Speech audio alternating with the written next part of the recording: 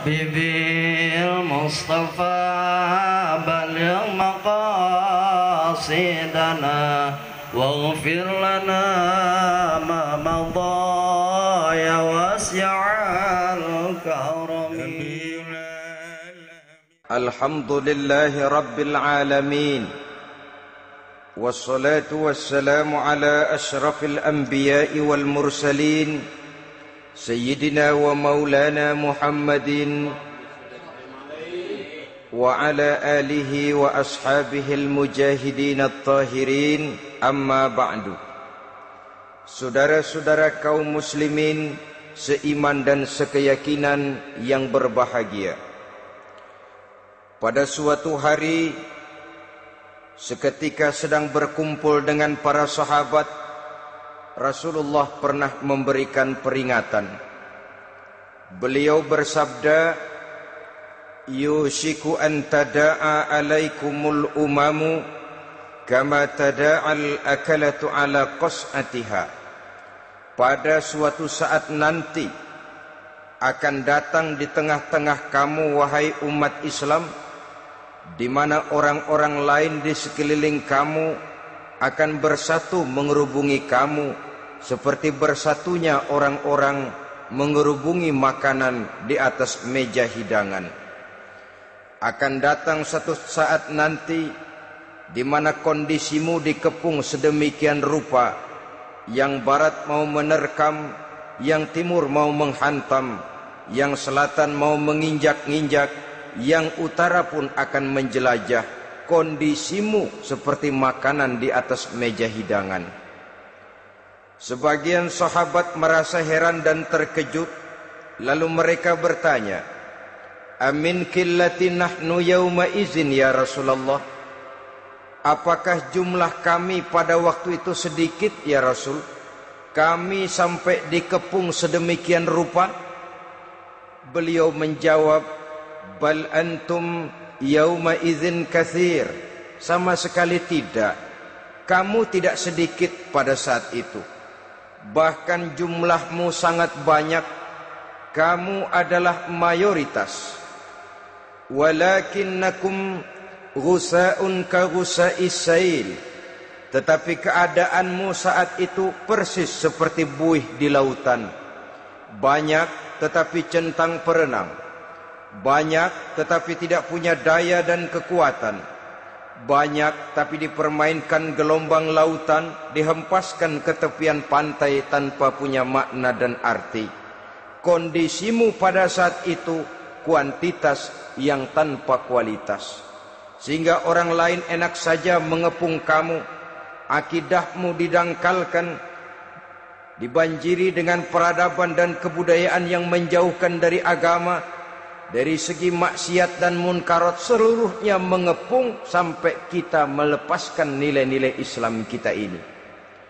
Dan celakanya, sambung beliau, wal yanzi'anna fi qulubi aduwikumul mahabata minkum. Akan dicabut kehebatanmu di mata musuh-musuhmu, sehingga pada saat seperti itu orang lain memandangmu umat Islam enteng saja, remeh saja, tidak ada apa-apanya. Sudahlah, pokoknya umat Islam sikat saja. Umat Islam enteng, umat Islam kecil, umat Islam tidak ada apa-apanya. Alangkah ironinya, alangkah menyedihkannya, memilukan dan sekaligus memalukan. Umat yang mayoritas ini dipermainkan oleh yang minoritas. Umat yang jumlahnya terbesar, terbanyak, bahkan konon menurut catatan sampai 90%, tapi dipermainkan oleh mereka kelompok-kelompok kecil ini. Wal yakzifanna fi qulubikumul wahn. Pada saat itu di hatimu dicampakkanlah penyakit wahan. Sahabat kemudian bertanya, wa mal wahnu ya Rasulullah? Apakah penyakit wahan itu ya Rasul? Beliau menjawab, hubbud dunya wa karahiyatul maut. Penyakit wahan itu tidak lain hubbud dunya wa karahiyatul maut. Terlalu cinta kepada dunia dan terlalu takut kepada mati. materialistis dan takut resiko. Dua penyakit inilah yang menyebabkan walaupun umat ini mayoritas, tapi dipermainkan oleh yang minoritas. Walaupun dia golongan terbesar, tapi nasibnya seperti makanan di atas meja makan. Dari segala macam penjuru mau menghantam dia. Saudara-saudara kaum muslimin yang berbahagia, ini merupakan analisa sosial bahwa pada suatu saat nanti akan terjadi di tengah-tengah umat di mana kita dihantam dan diserbu dari segala macam penjuru. Akidah didangkalkan, peradaban dan kebudayaan dirusak, makanan dan minuman diracuni, pakaian ditelanjangi dan lain sebagainya, sampai kita melepaskan nilai Islam yang kita cintai ini. Kondisi sosial ini satu saat akan datang kepada kita. Demikian analisa dan peringatan dari Rasulullah sallallahu alaihi wasallam. Marilah sekarang kita melihat, adalah benar bahwa di zaman sekarang kita insya Allah tidak akan mengalami perang Badar sehebat yang pernah dialami oleh Rasul dan para sahabatnya. Tetapi sesungguhnya perang yang kita hadapi di zaman sekarang ini tidak kalah hebatnya dengan perang Badar, tidak kurang dahsyatnya dengan perang Uhud, tidak kurang ngerinya dari perang Khandaq.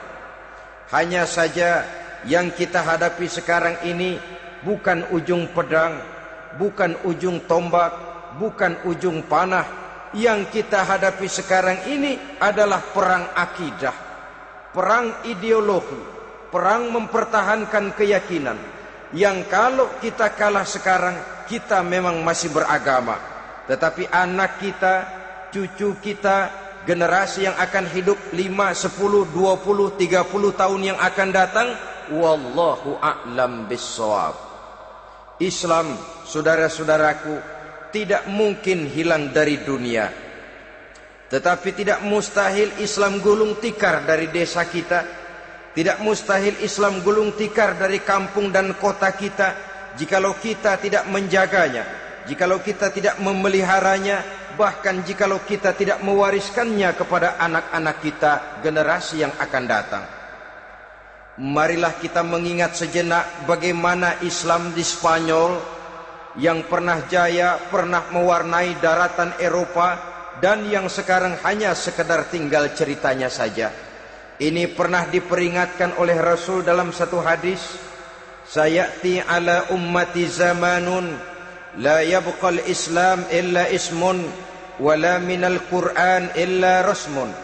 Akan datang satu masa di tengah umatku di mana pada masa itu Islam ada tapi hanya tinggal sekedar namanya saja, dan Quran pun ada tapi cuma sekedar tinggal tulisannya saja. Apabila kita tidak mewariskan ini kepada generasi yang akan datang, maka serbuan-serbuan dari berbagai macam penjuru dari hari ke hari semakin kita rasakan kehebatannya. Tidak mustahil sejarah Spanyol akan terjadi di desa kita, akan terjadi di kampung kita, akan terjadi di kota kita. Orang Spanyol kalau mereka cerita kepada anaknya, mereka akan cerita, "Nak, di sini dulu ada masjid." Kapan, Pak? Dulu bener dah. Banyak orang Islam kalau hari Jumat pada sembahyang, kapan itu, Pak? Dulu sekali. Sekarang cuma sekedar tinggal ceritanya saja. Bukankah sesuatu yang sangat tidak mustahil apabila kita tidak menjaga dan mewariskan Islam ini kepada generasi yang akan datang? Maka serbuan-serbuan akan membawakan hasil yang diinginkan oleh para penyerbu itu tadi. Kita sudah menjadi umat yang mayoritas, tetapi umat yang mayoritas ini menurut Rasul dikepung sedemikian rupa, akidahnya didangkalkan, peradaban dan kebudayaannya ditekan sedemikian rupa, kehidupan sosialnya dibuat individualis, Kemudian dari segi pergaulan, pakaian, makanan, minuman dan sebagainya diracuni, sampai dia tidak lagi berpegang teguh kepada agamanya. Dan dikala itu hilang kehebatan umat ini di mata musuh-musuhnya. Orang lain memandang kita ringan saja, enteng saja, satu umat yang sudah kehilangan wibawa. Padahal konon kabarnya kita mayoritas, tapi enak saja dikutak-kutik orang lain. Dan dikala itu di hati kita merajalela penyakit wahan. Penyakit wahan itu apa? Pertama, hubbud dunia, terlalu cinta kepada dunia. Terlalu cinta kepada dunia yang menyebabkan kita lupa akan tanggung jawab dan kewajiban, lupa meneruskan dan mewariskan Islam kepada generasi yang akan datang.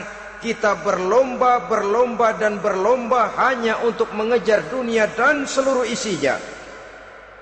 Baik dia bernama material, baik dia bernama seksual, baik dia bernama pangkat, jabatan dan kedudukan, berlomba-lomba kita di dalamnya.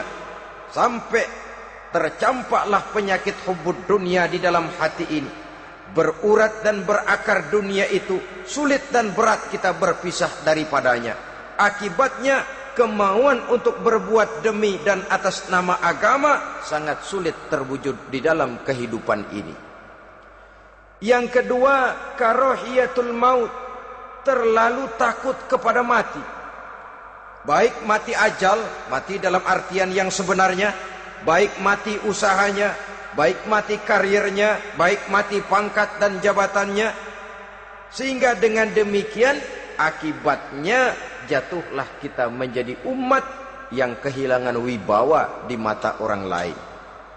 Saudara-saudara kaum muslimin rahimakumullah, saya katakan tadi, perang yang kita hadapi di zaman sekarang adalah perang akidah. Perang menghadapi peradaban dan kebudayaan yang menghancurkan moral daripada anak-anak kita. Perang menghadapi banjirnya maksiat dan munkarat. Yang di tengah-tengah itu, di samping berkewajiban menjaga diri dan keluarga, kita pun juga berkewajiban menjaga anak-anak kita, generasi yang akan datang. Mengarahkan dan mendidik mereka sesuai dengan yang dikehendaki oleh Allah Subhanahu wa ta'ala. Oleh sebab itu, pada pertemuan kali ini yang akan saya bicarakan ialah bagaimana idealnya seorang muslim lebih dahulu memberikan pendidikan kepada anak-anaknya. Di tengah satu situasi dan kondisi di mana serbuan datang silih berganti melanda dan menghantam umat Islam, kemana anak-anak kita ini harus kita arahkan? Karena kita orang tua mempunyai tanggung jawab. Anak adalah amanah, menyia-nyiakan amanah adalah dosa, dan dosa itu merupakan satu dosa yang besar. Bahkan orang tua bisa saja masuk neraka kalau tidak bertanggung jawab tentang anak-anaknya. Satu riwayat menjelaskan, ada orang soleh, ngajinya cukup, solatnya cukup, puasanya cukup, zakatnya cukup, di mana ada majelis taklim hadir, baca Quran hobi, fitnah orang tidak pernah. Di akhirat setelah disidang dia ternyata lebih banyak kebaikannya daripada kejahatannya, maka dia pun diperintahkan dan dipersilahkan masuk ke dalam surga. Giliran anaknya disidang, biang okem nih anak. Ditanya, siapa Tuhanmu? Tidak tahu. Siapa nabimu? Tenyaho. Apa kitabmu? Ora gelem. Kamu pernah sholat? Tidak. Zakat? Tidak. Puasa? Tidak. Judi? Hobi. Zina? Tiap malam. Mabuk? Berat. Wah, brengsek kamu. Kebaikan tidak ada barang sedikit pun, sementara kesalahan dan dosa berlipat ganda. Kamu neraka. Anak ini protes. Benar, saya tidak kenal siapa Tuhan saya. Saya tidak tahu siapa nabi saya. Saya tidak tahu kitab suci dan kiblat saya. Saya tidak sholat, tidak zakat, tidak puasa. Tiap malam saya judi, saya zina, saya mabuk. Tapi saya kerjakan semua itu karena saya tidak tahu dan orang tua saya tidak pernah memberitahu saya. Dia enak-enakan hadir di majelis taklim, saya nyekek botol, didiemin saja. Dia enak-enakan baca Quran, saya zina, didiamkan saja. Saya bukan tidak mau, orang tua saya sama sekali tidak pernah mendidik saya. Dia mau benar sendiri. Maka kalau sekarang saya harus masuk ke dalam neraka, saya menuntut agar orang tua saya ikut sama-sama bergabung dengan saya ke dalam neraka. Gara-gara dia tuh saya jadi begini. Orang tuamu yang mana? Tuh, yang barusan mau ke surga. Ini orang tua yang sudah mau berangkat ke surga dipanggil. Sebentar dulu, Mas. Ini benar anak kamu? Iya, Pak. Waktu di dunia kamu tidak pernah ajarin dia ngaji? Sampai dia tidak kenal Tuhannya, tidak kenal nabinya, tidak kenal kiblat dan kitab sucinya? Iya, Pak. Dia tidak sholat, kamu diamkan saja. Dia tidak puasa, tidak zakat, kamu bersikap masa bodoh. Bahkan dia judi, dia zina, dia mabuk, kamu pun berdiam diri saja. Iya, Pak. Tahukah kamu bahwa anak ini adalah amanah? Menyia-nyiakan amanah artinya khianat, dan khianat adalah dosa yang sangat besar. Kamu tidak bertanggung jawab, maka kamu, anakmu gabung ke dalam neraka. Saudara-saudara kaum muslimin rahimakumullah. Itu sebabnya Allah pesan benar-benar, ya ayyuhalladzina amanu qu anfusakum wa ahlikum nara. Hai orang-orang yang beriman, jaga dirimu dan keluargamu, istri, anak, orang-orang yang menjadi tanggung jawab dan kewajiban kita, jaga dan pelihara mereka dari api neraka. Saudara-saudara kaum muslimin, lalu kalau kita orang-orang tua yang hidup di zaman sekarang ini sudah sering beristighfar, mengurut dada, melihat situasi, membaca peta keadaan, konon tantangan yang akan dihadapi oleh anak-anak kita 15, 20, 25 tahun yang akan datang jauh lebih berat dari apa yang kita hadapi sekarang ini. Maka adalah wajar jika kita sebagai orang tua yang cinta kepada agama, cinta kepada anak-anak kita, berpikir untuk mewariskan nilai-nilai yang luhur ini kepada anak-anak kita generasi yang akan datang. Bagaimana pada mulanya kita harus mendidik mereka? Mari kita telusuri apa yang dicontohkan oleh Al-Quranul Karim. Orang-orang tua bijaksana yang diceritakan dalam Al-Quran, kalau sudah berpikir tentang anak-anaknya generasi yang akan datang, pendidikan pertama yang diberikan kepada anaknya ternyata adalah persoalan akidah. Nabi Ibrahim, pertanyaan yang paling merisaukan beliau buat anak cucunya ialah, ma ta'buduna min ba'di. Saudara bisa lihat surah Al-Baqarah ayat 133. Anak-anakku, kalau pada satu saat nanti aku, ayahmu ini sudah tidak ada lagi, meninggalkan kamu semua, meninggalkan kehidupan dunia ini, ma ta'buduna min ba'di, apa yang akan kamu sembah nak kalau ayah sudah tidak ada lagi? Jikalau ayahmu sekarang masih rajin ke masjid, melakukan rukuk dan sujud, i'tikaf dan membaca Quran, kalau satu saat ayahmu meninggalkan dunia ini, masihkah engkau mau ke dalam masjid? Masihkah engkau rukuk dan sujud? Masihkah engkau i'tikaf? Ma ta'buduna min ba'di, apa yang akan kamu sembah kalau aku ayahmu tidak ada lagi nak? Ditanamkan bukan hanya keyakinan bertauhid, sekaligus juga menyembah kepada Allah yang kita yakinkan dengan tauhid itu tadi. Bukankah berbeda dengan kita kebanyakan orang tua sekarang?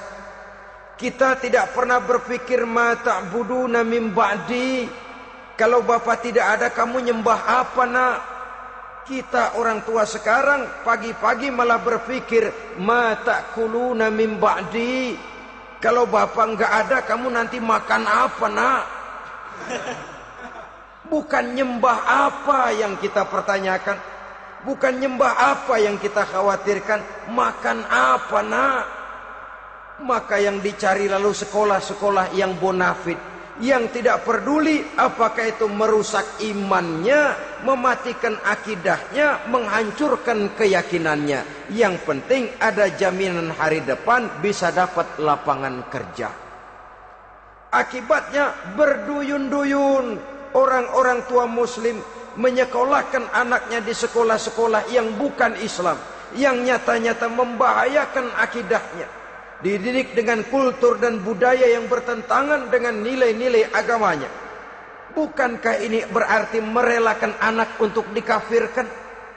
Bukankah ini artinya menyerahkan anak untuk ditulis menurut selera para pendidik yang tidak sesuai dengan nilai akidah yang dimilikinya?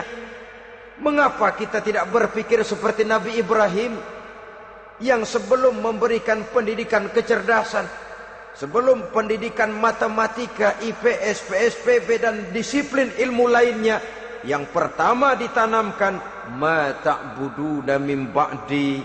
Kalau ayahmu tidak ada, kamu menyembah apa nak?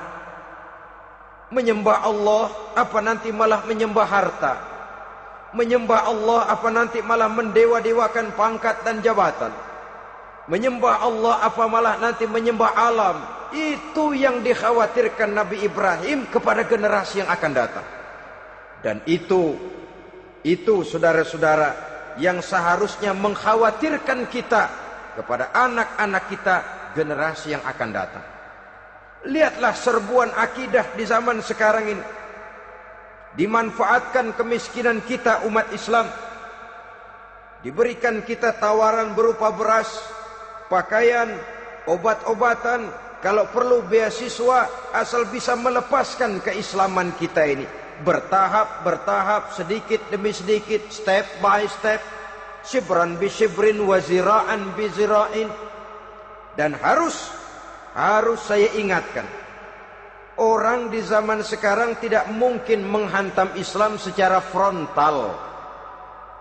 Tidak mungkin menghantam Islam terang-terangan, apalagi mengerahkan satuan militer. Tidak.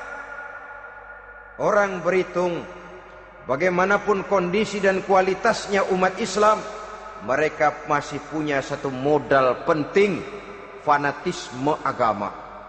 Kalau ini disulut, api jihad segera berkobar, dan hanya maut yang bisa menghentikan orang yang dibakar dengan semangat jihad. Orang tahu itu. Betapa Uni Soviet kedodoran menghadapi mujahidin Afghanistan yang disulut oleh semangat jihad yang berkobar dengan persenjataan yang primitif ketimbang persenjataan Uni Soviet. Entah mereka pantang surut mundur ke belakang. Jadi jangan mimpi bahwa orang mau menghantam Islam ini dengan melarang pengajian, meruntuhkan masjid, menyegel pondok pesantren. Tidak. Melarang orang sholat, tidak. Kalau perlu masjid diperbanyak, musola diperbesar. Tapi bikin itu masjid seperti museum, besar, megah, mercusuar, tapi bikin seperti museum. Tempat orang kagum, tempat orang memuji, tapi sunyi dari nilai-nilai ibadah. Saudara-saudara kaum muslimin, untuk sampai kepada penghantaman akidah, jalan yang paling mudah dirintis sekarang ini secara bertahap dan sistematis, memisahkan umat Islam dari Islamnya. Biarkan mereka bernama Muslim. Biarkan di atas kartu penduduknya tertulis agama Islam. Tapi tanamkan budaya-budaya yang menyebabkan cara bergaul mereka, cara berumah tangga mereka, cara bertetangga mereka, sampai kepada cara mereka berpakaian, cara mereka bergaul, cara mereka makan dan minum, Cara mereka mendidik dan menyekolahkan anak sama sekali tidak lagi mencerminkan nilai-nilai yang islami. Itu sudah satu usaha yang paling praktis, memisahkan umat Islam dengan Islamnya. Kalau sadarlah kita ke arah ini usaha orang di zaman sekarang, maka yang harus pertama kita tanamkan kepada anak-anak kita, didik mereka dengan jiwa tauhid yang mengkristal di dalam batinnya, meresap sampai ke tulang sumsumnya, yang tidak akan sampai pun nyawa berpisah dari badannya, akidah itu tidak akan berpisah dari hatinya. Bahkan dia sanggup dengan tegar berkata, lebih baik saya melarat karena mempertahankan iman daripada hidup mewah dengan menjual akidah. Satu khittah, satu garis kehidupan yang perlu kita wariskan kepada anak-anak kita, generasi yang akan datang. Dahulu ada satu tradisi, saudara-saudara. Kalau anak gadis kita dilamar orang lalu bertanya, anakmu mau ngelamar gadis saya, apa sudah khatam Quran berapa kali? Apa sudah bisa baca kitab macam-macam dan lain sebagainya? Sehingga lahirlah satu kebanggaan. Apapun motifnya, tapi pertanyaan semacam ini zaman sekarang sudah langka. Paling-paling yang ditanya kalau anaknya dilamar orang, anakmu kerja di mana? Gajinya sebulan berapa? Kendaraannya bebek apa soang? Apa-apa? Itu yang kita pertanyakan, berkisar di seputar materi, kerja, job, status sosial, dan lain sebagainya. Perkara bisa baca Quran atau tidak, nomor 18. Perkara sembahyangnya rajin apa tidak, nomor 36. Saudara hadirin, akibatnya terjadi pergeseran nilai. Maka mendidik anak menurut tuntunan Quran adalah seperti yang diberikan contoh oleh Luqmanul Hakim, yang diceritakan dalam surah Luqman mulai ayat 11 dan selanjutnya. Apa pendidikan pertama yang harus kita berikan kepada anak? Pertama, ya bunayya la tusyrik billah. Wahai anakku, jangan sekali-kali engkau menyekutukan Allah. Nak, jaga tauhid, pelihara iman, mantapkan akidah. Ini dasar yang pertama. Belum lagi anak mengenal berbagai macam disiplin ilmu, yang pertama ditanamkan tauhid. Ini yang mendasari kehidupan. Ini yang akan mewarnai dan menjadi warna dari kepribadian seseorang. Sentuhan jiwa tauhid di dalam diri si anak. Belum lagi sempat dia kenal yang lain. Yang pertama yang kita tanamkan, kita wariskan, kita berikan, la tusyrik billah. Jangan sekali-kali menyekutukan Allah. Nah, kalau ini sudah tertanam, ini sudah merupakan satu fondasi yang kuat. Selebihnya nanti tinggal melihat bakat si anak, kemana dia harus dididik. Yang terpenting nilai iman lebih dahulu tanamkan. Dan untuk menghancurkan nilai keimanan, saudara-saudara, saya katakan, ingatkan kepada hadis di awal tadi, dikepung kita dari berbagai macam penjuru agar bila bisa melepaskan nilai-nilai iman dan keyakinan. Proses pendangkalan akidah, ditanamkan keraguan kepada agama, ditanamkan rasa malu beragama, sholat malu, baca Quran malu, berangkat ke masjid malu, pakai jilbab malu. Ditanamkan rasa malu beragama, sehingga bertahap sedikit demi sedikit kita mulai berpisah dengan kehidupan beragama. Ditanamkan hal yang sedemikian rupa dari berbagai macam penjuru. Dihantam akidah, akidah kuat, dihantam dari segi peradaban dan kebudayaan. Diperbanyaklah peradaban dan kebudayaan yang bukan mendekatkan kita dengan agama, malah mendekatkan kita dengan neraka. Menjauhkan kita dari agama, menjauhkan kita dari nilai-nilai luhur yang diwariskan oleh orang-orang tua kita terdahulu. Adalah kewajiban kita yang pertama, mendidik anak, menanamkan roh, jiwa dan semangat tauhid di dalam diri mereka. Saudara-saudara kaum muslimin rahimakumullah, kenapa kita lebih dahulukan menanamkan jiwa, roh dan semangat tauhid ini kepada anak-anak kita? Pertama, kita tidak hanya ingin sekedar mempunyai anak yang pintar, tetapi lebih daripada itu kita pun ingin mempunyai anak yang benar.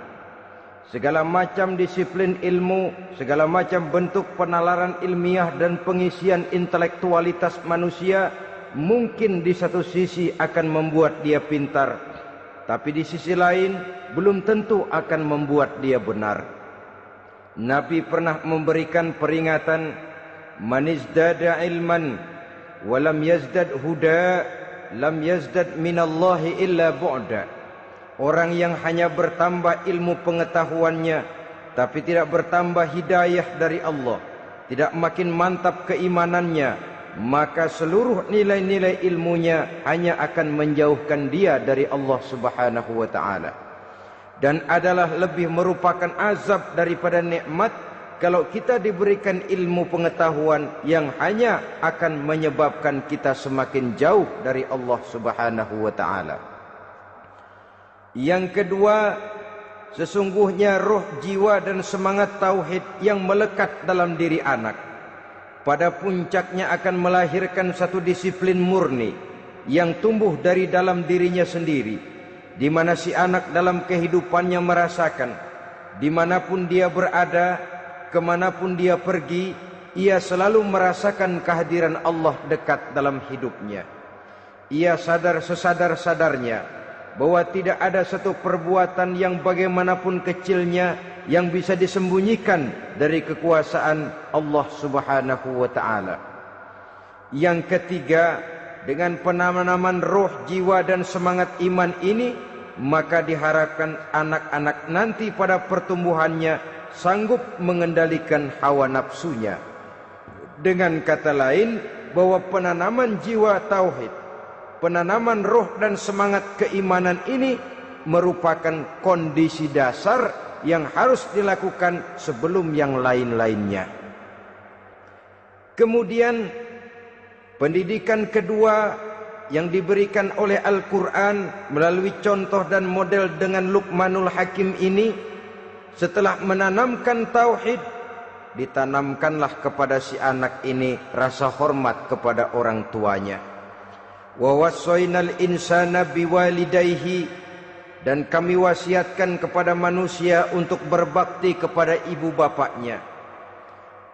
Hamalathu ummuhu wahnan ala wahnin, karena ibunya telah mengandungnya dengan kepayahan di atas kepayahan. Maksudnya dengan kepayahan dan kelelahan yang berlipat ganda. Sehingga ketika Rasul ditanyakan orang, "Ya Rasul, siapa yang paling harus saya taati di dunia ini?" Beliau menjawab, "Ibumu." Kemudian, "Siapa lagi ya Rasul?" "Ibumu." Setelah itu, "Siapa lagi ya Rasul?" "Ibumu." Dan kemudian, "Siapa ya Rasul?" "Bapakmu." Ibu, ibu, ibu, bapak. Bahkan al-jannatu tahta aqdamil ummahat, surga berada di bawah telapak kaki ibu. Bagaimana menanamkan rasa hormat kepada orang tua di hati anak? Tentu yang pertama, bagaimana orang tua bisa memberikan keteladanan. Marilah kita sebagai orang-orang tua ini menyadari bahwa sebelum anak kenal sekolah dasar, sebelum anak kenal TK, ibtidaiyah, sanawiyah sampai kepada perguruan tingginya, yang pertama dia kenal adalah lingkungan rumah tangganya, gurunya adalah ibu bapaknya. Di sini berlakulah apa yang dinamakan keteladanan. Keteladanan jauh lebih berhasil daripada sekedar teori-teori yang muluk. Keteladanan jauh lebih berhasil daripada berbagai macam indoktrinasi dan penataran. Kurangnya keteladanan akan menyebabkan anak mencari pola. Apabila kita orang tua ini tidak bisa memberikan keteladanan yang baik kepada anak-anak kita, maka pada suatu saat anak-anak akan menganggap enteng dan kehilangan wibawa kita sebagai orang tua di mata mereka. Dikala itu akan sangat sulit kita membentuk kepribadian mereka. Bukankah di zaman sekarang ini kita banyak mengalami krisis wibawa, krisis figur? Ada yang karena rapotnya merah melulu, gurunya dikeroyokin. Pak guru pulang sekolah dicegat. Bahkan nyaris ada orang tua pernah dibunuh oleh anaknya sendiri. Dan lain sebagainya, kasus-kasus yang sebenarnya tidak perlu terjadi. Karena memang bukan saja bertentangan dengan nilai budaya kita sebagai bangsa, tapi juga bertentangan dengan ajaran agama kita sendiri. Krisis wibawa, krisis figur, yang juga akibatnya harus kita sadari banyak faktor yang membentuk kepribadian anak. Pergaulannya, yang dibacanya, yang ditontonnya, yang disaksikannya di dalam kehidupan. Benar kita menyekolahkan mereka, tapi berapa jam mereka di sekolah? 6 jam, 7 jam paling lama. Sedangkan mereka hidup 1 hari 1 malam 24 jam. Kalau cuma 7 jam di sekolah, ini berarti lebih banyak dia di luar sekolah. Dan di luar sekolah itu artinya ya rumah tangganya, ya temannya, ya lingkungan di mana dia tinggal, yang seluruhnya sangat besar pengaruhnya dalam ikut membentuk kepribadian anak-anak kita. Saya katakan tadi, di samping kita menghadapi perang akidah, kita pun berhadapan di dalam perang menghadapi peradaban dan kebudayaan yang bukan saja menjauhkan kita dari agama, tetapi sanggup menghancurkan moral daripada anak-anak kita. Secara pribadi, saudara-saudara, saya iri, saya kagum misalnya dengan kemajuan yang diperoleh oleh negara tetangga kita, Jepang misalnya. Padahal tahun 45 ia pun hancur lebur oleh meledaknya atom di Hiroshima dan Nagasaki. Tapi bagai satu tenaga raksasa kemudian Jepang bangkit menjadi satu negara superpower di Asia. Bahkan gurunya saja Amerika sekarang ini kewalahan menghadapi perang dagang dengan Jepang ini. Dan yang menarik, Jepang bisa maju dan modern dengan tetap menjadi Jepang, tanpa harus kehilangan identitasnya sebagai satu bangsa, tanpa harus kehilangan kepribadiannya sebagai satu bangsa. Sebagai negara yang sedang berkembang, kita sering latah. Kita ingin meniru Barat, tapi bukan teknologinya, westernisasinya yang kita tiru. Bukan isinya, kulitnya yang kita ambil. Akibatnya apa? Modernnya belum, orangnya sudah Barat. Bergaulnya sudah cara Barat, berumah tangganya sudah cara Barat, berpakaiannya sudah cara Barat, mendidik anaknya sudah cara Barat. Di mana ketemu orang tua cukup hello daddy. Kulitnya kita ambil, sementara isinya kita campakkan. Ironi dan menyedihkan.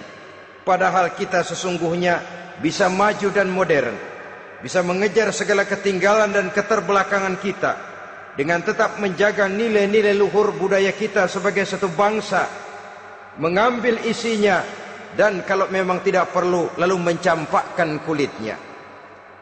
Pengaruh peradaban dan kebudayaan yang menghancurkan moral daripada anak-anak kita oleh pesatnya arus teknologi, oleh pesatnya arus komunikasi, di mana hal-hal yang terjadi di belahan dunia lain dapat kita saksikan hari ini juga melalui layar televisi. Yang terjadi di Amerika, di Eropa, di Afrika, di ujung dunia yang paling ujung sekalipun, di ujung dunia yang paling ujung, hari ini kejadian, hari ini sudah bisa kita saksikan. Pesatnya arus komunikasi, kalau jatuh ke tangan anak-anak kita yang belum mempunyai filter, daya saring positif, akan dicerna oleh mereka tanpa memilah dan memilih. Akibatnya orang kampung bilang kelolodan. Makan nggak dikunyah lagi, tentu saja akhirnya kelolodan. Dan kalau sudah kelolodan, menyusahkan kita seluruhnya. Oleh karena itu budaya menghormati orang tua perlu dijaga, perlu dipelihara dan diwariskan kepada anak-anak kita. Tali silaturahmi sehingga ada respeknya kepada orang tuanya. Jangan bapaknya dianggap CS, ibunya dianggap CS, kakeknya dianggap CS. Hilang rasa respek, hilang rasa menghormati. Sementara orang tua sendiri tidak bisa memberikan keteladanan, kurang mendapat perhatian dan lain sebagainya. Apalagi kalau baik ibu maupun bapak adalah orang-orang karier yang setiap hari sibuk menghadapi tugas masing-masing. Bapak sibuk rapat, pindah kantor sana kantor sini, ibu sibuk arisan, besarlah anak-anak di tangan pembantu dan lain sebagainya, sehingga dia merasa kurang mendapat perhatian, dan ini akan ikut membentuk warna dari kepribadian yang dimilikinya. Sampai kepada pelosok-pelosok desa, jaringan televisi memang menguntungkan. Tapi kalau sudah sampai kepada menayangkan budaya-budaya yang tidak sesuai dengan pola di mana mereka tinggal, pola lingkungannya, dan ingin mereka terapkan dalam kehidupan, ironi dan menyedihkan. Maka sering dikatakan, jikalau ABRI masuk desa, rakyat beruntung. Jikalau listrik masuk desa, rumah jadi terang. Jikalau koran masuk desa, rakyat jadi cerdas. Jikalau hakim masuk desa, rakyat lalu sadar hukum. Tapi jikalau maksiat dan munkarat masuk desa, minuman keras masuk desa, judi masuk desa, pelacuran masuk desa, rakyat tentu kiamat. Dan kita harus punya budaya untuk memilah dan memilih, mempunyai filter untuk jadi daya saring positif. Oleh karena itu saudara-saudara, tahap kedua setelah menanamkan jiwa tauhid kepada anak, tanamkan rasa hormat kepada orang tuanya. Orang tua itu ibu bapaknya, orang tua itu guru-gurunya yang mengajarkan dia, atau yang dianggap tua yang lebih senior dari dia. Karena tidak ada satu peradaban yang berdiri sendiri. Bagaimanapun maju dan modernnya kita sekarang, tentu merupakan mata rantai yang berkaitan dari generasi terdahulu. Ini yang kedua. Setelah tauhid, berbakti kepada ibu dan bapak. Tidak ada satu kebahagiaan yang bisa ditegakkan di dunia ini tanpa doa, tanpa restu daripada ibu dan bapak. Ini keramat hidup. Doanya dikabul Allah dan kutuknya juga dikabul oleh Allah Subhanahu wa taala. Jadi mendidik anak setelah menanamkan jiwa tauhid, menanamkan rasa hormat dan taat berbakti kepada ibu bapaknya. Itu yang kedua. Kemudian yang ketiga, melalui model Luqman, Quran mendorong kita untuk mendidik anak, menanamkan etika otonom. Apa itu? Ya bunayya, innaha in takum mithqala habbatin min khardalin fatakun fi sakhratin aw fis samawati aw fil ardi ya'ti biha Allah. Wahai anakku, sesungguhnya kalau ada satu kebaikan yang kamu kerjakan, kecil, tidak nampak oleh pandangan mata yang zahir, yang kecil itu tersembunyi di puncak langit, di dasar bumi yang paling dalam, atau di tengah batu hitam sekalipun, Allah pasti mengetahuinya dan pasti akan memberikan balasan yang seadil-adilnya. Pendidikan apa ini? Pendidikan moral, menanamkan etika otonom. Nah, kau berbuat baik jangan karena dilihat orang. Kau tidak mau melakukan kejahatan jangan cuma karena ada polisi. Kalau ada polisi kau tidak mau jahat, kucing juga begitu. Coba lihat kucing, taruh ikan asin di piring kaleng, tongkrongin. Aduh, kucing kalem, sopan, tenang. Sedikit kita lengah, habis ikan digarap. Tapi ditanamkan satu kesadaran, kemanapun kau pergi, apapun yang kau kerjakan, tersembunyi di tengah batu, di dasar bumi, di puncak langit, Allah pasti tahu. Dalam bahasa yang ringan, Kita ini diawasi oleh 2 hiperkomputer yang maha sensitif. Produksi langit, mereknya Rokib dan Atid. Itu komputer yang sangat peka dan sensitif. Jangankan kita berbuat, kita berniat baik saja, komputer sudah nyatat sendiri. Inilah yang orang sekarang namakan waskat, pengawasan malaikat. Kalau hidup sudah merasa diawasi oleh malaikat, waskat berhasil. Tapi kalau waskat sudah diawasi malah nekat, itu yang gagal. Atau yang diawasi dan yang mengawasi sama-sama sepakat, itu juga bisa cincai. Saudara-saudara kaum muslimin rahimakumullah. Waskat dalam pengertian kita muslim, bagaimana hidup ini merasakan diawasi oleh malaikat. Intelektualitas yang tinggi sekalipun, IQ yang nilainya plus sekalipun, disiplin ilmu yang bagaimanapun banyak yang memenuhi benak kita, tanpa diiringi oleh etika otonom, orang sering mencari celah dan kesempatan. Mencari celah dan kesempatan. Tapi kalau sudah merasa kemanapun saya pergi, dimanapun saya berada, kebaikan bagaimanapun sekecilnya saya lakukan, toh Allah pasti akan memberikan balasan. In khairan fa khairun, wa in syarran fa syarrun. Jikalau baik, baik balasan yang kita terima. Jikalau jahat, jahat kejahatan yang kita terima. Kalau sudah ke arah ini kita berpikir, maka sesungguhnya kalau kita berbuat baik kepada orang lain, hakikatnya kita sudah berbuat baik kepada diri kita sendiri. Lalu tidak ada merasa rugi berbuat baik kepada orang. Karena manakala dia melakukan kebaikan kepada orang lain, artinya dia sudah berbuat baik untuk dirinya sendiri. Jadi setelah tauhid, kemudian berbakti kepada ibu bapak, yang ketiga baru pendidikan tentang akhlak, tentang moral. Pola ini yang sering terlupakan oleh kita, bahwa bagi kita itu pendidikan tidak lain upaya mencerdaskan otak anak. Jangan sampai sebab ini kelihatannya pembangunan makin maju, persaingan hidup makin tajam, tensi ekonomi semakin tinggi, sementara jumlah tenaga kerja dengan lapangan kerja yang tersedia jauh dari mencukupi. Jikalau tidak membekali anak dengan pendidikan yang menunjang lapangan pekerjaan, orang tua khawatir, takut sekali anaknya jadi gelandangan. Dikhawatirkannya kehidupan dunia ini, sementara dia lupa kalau anaknya bisa jadi gelandangan di akhirat. Padahal selama-lamanya gelandangan di dunia, paling seumur manusia itu 60 tahun, 70 tahun lah umur orang sekarang. 70 itu sudah luar biasa itu. Tapi kalau harus menggelandang di akhirat, menjadi gelandangan di akhirat, alangkah menyedihkannya.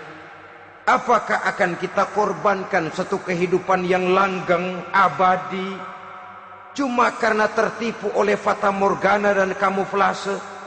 Kita korbankan yang sedikit, kita korbankan yang besar karena kita memilih yang sedikit. Dalam bahasa Al-Quran memang pernah diceritakan hidup ini hakikatnya perlombaan, saudara-saudara. Perlombaan.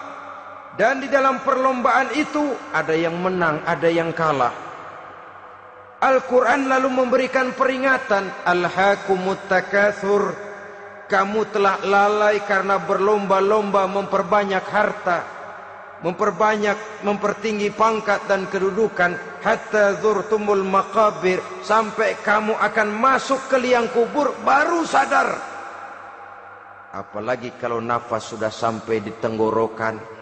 Persis Fir'aun sudah tenggelam di lautan merah, mau mampus, baru dalam sekaratnya amantu bi Rabbi Musa wa Harun.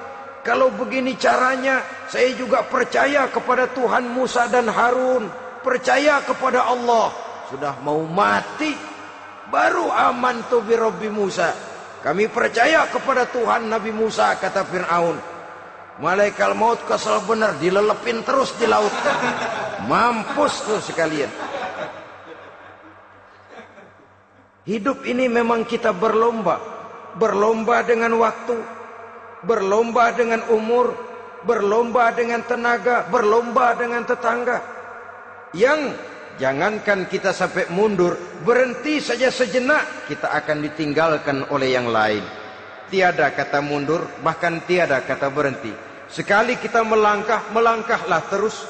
Tapi berlombalah seperti yang dikehendaki Quran. Fastabiqul khairat. Berlomba-lombalah di dalam kebajikan. Jangan berlomba-lomba di dalam kemaksiatan, kemunkaran, kejahatan. Berlombalah dalam urusan kebaikan. Saudara-saudara kaum muslimin rahimakumullah. Tauhid, berbakti kepada ibu bapa, kemudian pendidikan tentang moral. Apabila pendidikan tentang moral sudah tertanam, barulah lihat bakat si anak. Kemana bakatnya? Anak saya kelihatannya dari kecil demennya main bedil-bedilan saja. Abri kali itu. Kirim ke Magelang, masukkan akabri. Tapi dengan syarat 3 itu tadi. Iman sudah tertanam, rasa bakti kepada ibu bapak sudah ada, dan punya nilai moral. Sehingga boleh jadi nanti dia menjadi jenderal yang beriman, yang berbakti kepada ibu bapaknya, dan punya moral yang tinggi. Kan lebih baik rakyat rendah tapi akhlaknya tinggi daripada pejabat tinggi tapi moralnya rendah. Jauh lebih baik rakyat rendah punya moral tinggi ketimbang pejabat tinggi punya moral rendah. Nilai moral ini yang jadi ukuran dan barometer di masyarakat. Yang ini yang sering kita lupakan. Bahwa kehancuran satu bangsa dimanapun di dunia ini selalu dimulai dengan kehancuran moral daripada bangsa itu sendiri. Sekarang membina nilai moral ini berat. Gadis kita, remaja, putri diberikan pakaian jilbab, mungkin dia sendiri masih setengah-setengah, ditambah lagi oleh ledekan temennya. Jilbab lah kuno, bau sorga lah, bau masjid lah, bau menyan lah. Ditanamkan rasa malu untuk hidup dekat dengan agama. Kalau moral semacam ini sudah tertanam, sedikit demi sedikit kita mulai mengucapkan selamat tinggal kepada agama. Dan kemalangan apa yang lebih malang kalau kita sudah jauh dari agama ini? Bukankah Islam telah menyelamatkan manusia dari penyakit jahiliyah dan membawanya kepada satu kehidupan yang maju dan modern? Kalau kita tinggalkan Islam ini, bukankah artinya kita akan kembali kepada satu zaman jahiliyah? Hanya saja jahiliyah itu berada di abad modern. Versinya tentu lebih modern. Kalau zaman jahiliyah dulu mabuknya pakai arak, zaman sekarang sudah macam-macam orang bisa mabuk. Kalau zaman jahiliyah dulu anak perempuan dikubur hidup-hidup, zaman sekarang kadang-kadang belum sempat lahir ke dunia, malah sudah dibunuh lebih dahulu. Versinya saja yang berbeda. Kalau di zaman jahiliyah dahulu manusia menyembah batu yang bernama Latta, Uzza, Manat dan Hubal. Di zaman jahiliyah modern sekarang ini, orang sering menyembah kepala bagiannya, sering menyembah atasannya, sering menyembah komputer, sering menyembah teknologi modern yang lebih diyakininya daripada Allah sebagai keyakinan sentral di dalam hidupnya. Saudara-saudara kaum muslimin rahimakumullah. Jadi yang ketiga, nilai moral yang ditanamkan kepada anak-anak kita supaya dia bisa menghadapi tantangan-tantangan hidup yang semakin berat ini dengan tetap berpegang teguh kepada nilai-nilai moral yang diwarnai oleh jiwa keimanannya yang bersumber dari ajaran agamanya. 3. Kemudian yang keempat, barulah tatanan kehidupan sehari-hari. Apa kata Luqman? Ya bunayya aqimis shalah. Setelah bertauhid, berbakti kepada ibu bapa, punya nilai moral. Ya bunayya aqimis shalah, nak dirikan solat. Rumah tangga muslim. Anak berumur 7 tahun sudah berani meninggalkan solat. Kata Nabi, pukul. Bukan untuk menyakiti, untuk mendidik. Karena sayang kepada anak. Saudara-saudara, kita khawatir betul kepada anak. Kalau dia pulang dari sekolah, buru-buru kita sebagai orang tua bertanya, sudah makan nak? Sudah istirahat nak? Tapi jarang kita sebagai orang tua melontarkan, sudah sholat nak? Bahkan kita bisa memberikan sugesti kepada anak.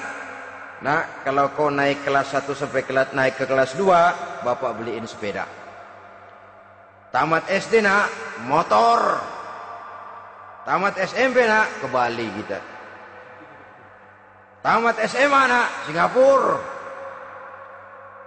Saudara-saudara, tapi kalau untuk urusan sholat misalnya, kita tidak pernah memberikan sugesti kepada anak-anak kita. Nah, kalau kau hafal Fatihah lengkap dengan artinya, bapak beliin sepatu. Nah, kalau kau bisa sholat dengan baik, cukup syarat rukunnya, bapak beliin sepeda. Ada rangsangan, ada sugesti yang membuat anak lebih tergerak untuk hidup dalam suasana keagamaan. Ya bunayya aqimis sholah, nak dirikan sholat. Sebab ini sandaran vertikal yang paling langsung antara manusia dengan Tuhannya. Menyadari bahwa sepanjang yang bisa dilakukan oleh manusia hanyalah berusaha dan kepastian sepenuhnya ada di tangan Allah. Dengan sholat kepribadianmu diperteguh, dengan sholat sandaran vertikalmu kepada Allah diperkuat. Dan pada waktunya nanti Al-Quran memberikan bimbingan, hendaklah minta tolong kepada Allah dengan sabar dan tetap mendirikan sholat. Ya bunayya aqimis sholat. Setelah itu, wa'mur bil ma'rufi wanha 'anil munkar. Tegaklah membina yang ma'ruf, tegaklah mencegah yang munkar. Ini sikap hidup sudah. Sholat tadi tugas hidup. Lalu sikap hidup tampil di tengah masyarakat, membina yang ma'ruf, mencegah yang munkar sesuai dengan kesanggupan masing-masing. Bukankah setiap kita kepingin punya anak yang bermanfaat, setidaknya bagi keluarganya, syukur kalau bisa bagi lingkungannya, bagi masyarakat, bangsa dan negaranya. Dan satu di antara tanda orang yang bermanfaat, kalau dia bisa hidup menjadi penganjur yang ma'ruf dan pencegah yang munkar. Dan itu kalau tidak ada hidayah, sulit orang mau melaksanakan itu. Sebab apa? Ada kecenderungan belakangan ini di mana agama dianggap urusan pribadi. Sehingga orang lalu sering bilang, jangan bawa-bawa agama dah, itu kan bukan urusan agama. Ini sudah ciri berpikirnya sekuler. Jangan bawa-bawa agama. Agama urusan pribadi, artinya orang mau sholat mau enggak, jangan bilang apa-apa dah. Urusan dia sendirian. Dia mau puasa dia enggak, merdeka saja, urusan pribadi. Agama bukan persoalan pribadi. Apalagi jika sudah menyangkut amar ma'ruf dan nahi munkar. Siap menegakkan yang baik, mencegah yang munkar, untuk tegaknya satu masyarakat yang diwarnai oleh kebaikan dan terhindar dari segala macam kejahatan. Dan terus ayat-ayat selanjutnya mencerminkan sikap hidup. Namun yang intinya, cara mendidik anak yang baik, yang dicontohkan oleh Al-Quran dengan Luqmanul Hakim sebagai model. Pertama, tanamkan tauhid. Yang kedua, tanamkan rasa hormat dan berbakti kepada ibu bapaknya. Yang ketiga, tanamkan moral, nilai akhlak yang tinggi. Setelah itu yang keempat, biasakan hidup dalam suasana keagamaan. Kontrollah sholatnya, kontrollah baca Qur'annya, kontrollah puasanya di bulan Ramadan. Ajaklah anak-anak sholat berjamaah, sehingga dengan demikian dia terbiasa oleh satu suasana yang mendekatkan dia dengan nilai agamanya. Dari sana diharapkan nilai-nilai ilmu yang didapatnya dari bangku sekolah akan menciptakan keseimbangan dengan yang ditanamkan oleh orang tuanya dalam bentuk yang dijelaskan oleh surah Luqman itu tadi. Sehingga apabila keseimbangan ini terwujud, akan menjalin keseimbangan dalam pola berpikir, dan keseimbangan dalam pola berpikir akan melahirkan keseimbangan dalam perbuatannya. Terwujudlah kita harapkan insan yang fid dunya hasanah wa fil akhirati hasanah. Inilah harapan kita semua. Mudah-mudahan Allah memberikan kekuatan kepada kita untuk mewariskan nilai-nilai yang baik kepada generasi yang akan datang, sehingga esok harus lebih baik daripada hari ini dan lusa harus lebih baik daripada hari esok. Terima kasih atas perhatian saudara. Mohon maaf atas segala kekurangan. Usikum wa nafsi bitaqwallah. Wassalamualaikum warahmatullahi wabarakatuh.